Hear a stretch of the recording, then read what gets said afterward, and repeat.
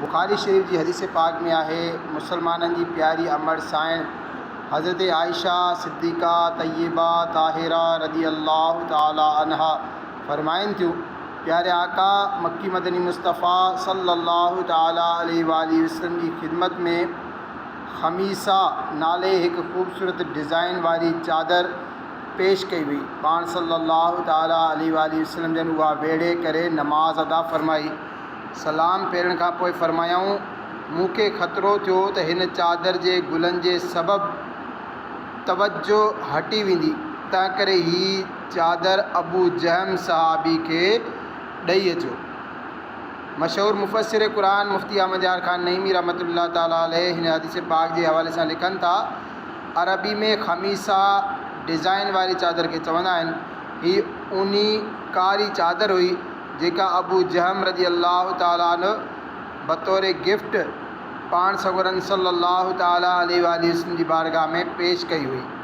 उहा वेड़े करे नबी पाक सल्लल्लाहु ताला अलैहि वसल्लम नमाज़ अदा फरमाई, पोइ उन्हनि खे ॾेई छॾी। प्यारा इस्लाम भाइरो, प्यारे आका सल्लल्लाहु अलैहि वसल्लम जो शान निहायत बुलंद आहे, तमामु बुलंद आहे। एतिरो बुलंद आहे जो संदन शान बयानु करण त परे जी ॻाल्हि, मख़लूक में को बि संदन शान मुबारक खे पूरी तरह सुञाणे बि नथो सघे। कंहिं आशिक़ रसूल चयो आहे, तेरा वस्फ़ बयां हो किससे, तेरी कौन करेगा बड़ाई, इस गर्द सफ़र में गुम है जिब्रील अमी की रसाई। यानी या रसूल अल्लाह सल्लल्लाहु ताला अलैहि वसल्लम, अव्हांजा औसाफ़ कमालात अहिड़ा बुलंद शान वारा आहिनि जो आम इंसान त हिकु पासे, हज़रत जिब्रील अलैहिस्सलातु वस्सलाम बि उन्हनि खे सही तरीक़े सां बयानु नथा करे सघनि।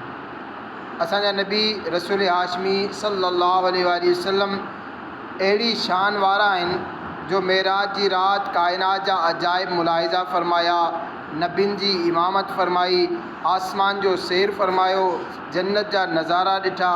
उन जे बावजूदु शान मुबारक इहो हो जो मा ज़ाग़ल बसर व मा तगा, यानी अखि न कंहिं तरफ़ फिरी ऐं न हद खां वधी। यानी दिलि पाक जी तवज्जो हटण त परे जी ॻाल्हि, ज़ाहिरी अखि मुबारक ते बि को असरु न थियो।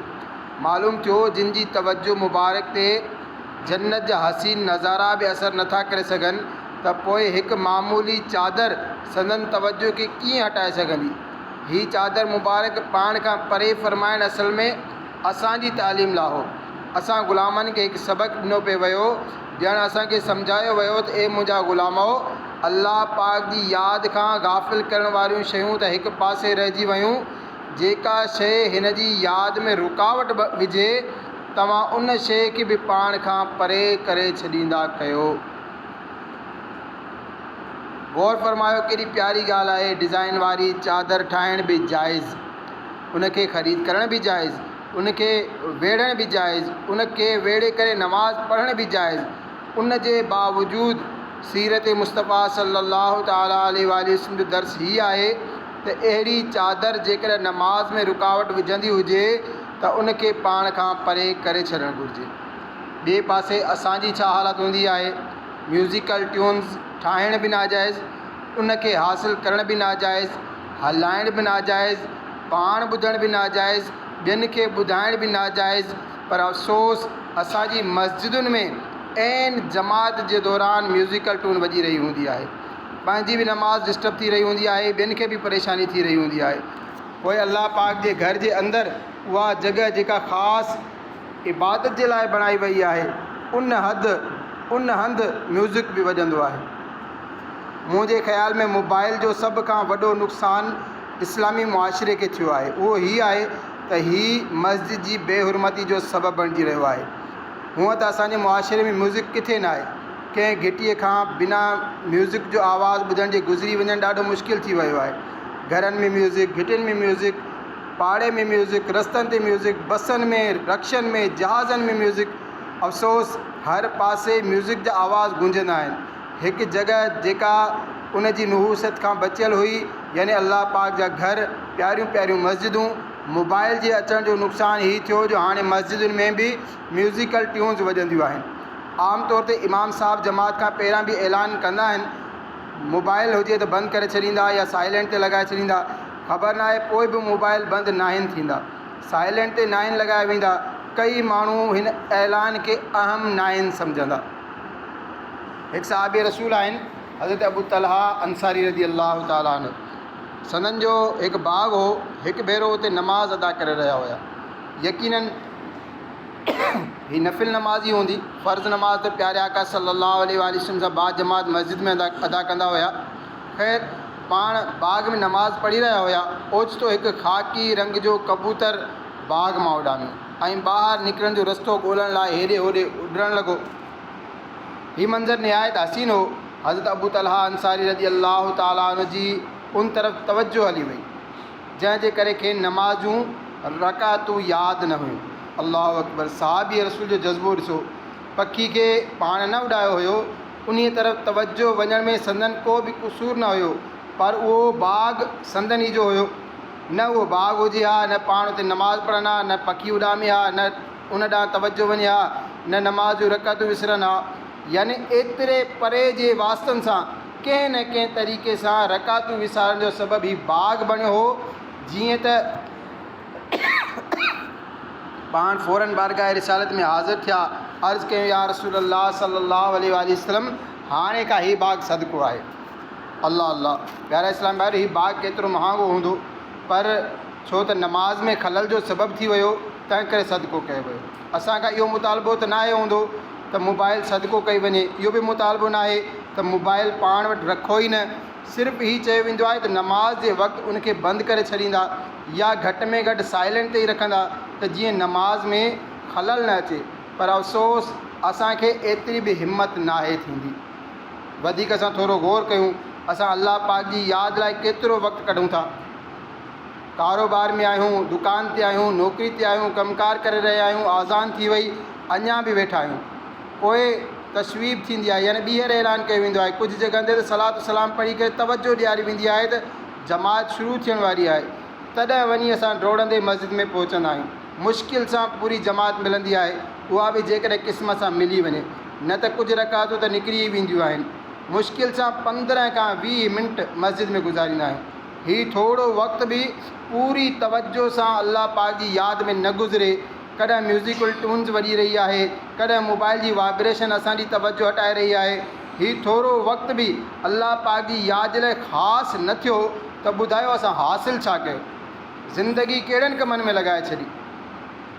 दो पल तेरी याद को मुयसर नहीं कामिल, क्या हो गया हाल हमारा या इलाही, लग जाए इबादत में दिल हमारा, कर दे करम या खुदा या इलाही। अल्लाह पाक कुरान पाक में इरशाद फरमाए थो, वज़्कुर रिस्म रब्बिक, ऐं पंहिंजे रब जो नालो यादि कयो। ए हबीब, अवां राति ॾींहं जे तमामु वक़्तनि में पंहिंजे रब जो नालो यादि कंदा रहो, जेतोणीकि उहो तस्बीह ऐं कलमो पढ़ण जे ज़रिए हुजे, नमाज़ अदा करण जे ज़रिए हुजे, क़ुरान पाक जी तिलावत करण जे ज़रिए हुजे, या इल्म दीन जो दर्स ॾियण जे ज़रिए हुजे। वधीक फरमायो, वतबत्तल इलैहि तबतीला, ऐं सभिनी खां जुदा फ़क़ति उन्हीअ जो थी रह। यानी अल्लाह पाक जी इबादत अहिड़ी हुजे जो दिलि अल्लाह पाक खां सवाइ कंहिंजी यादि में मशगूल न हुजे। इबादत जे वक़्तु सभिनी खां लातालुक़ थी वञे, सिर्फ़ु ऐं सिर्फ़ु अल्लाह जी ई तरफ़ तवज्जो रहे। काश असांखे ही सआदत मिली वञे। हज़रत राबिया बसरिया रहमतुल्लाह ताला अलैहा तमामु वॾियूं वलिया गुज़रियूं आहिनि।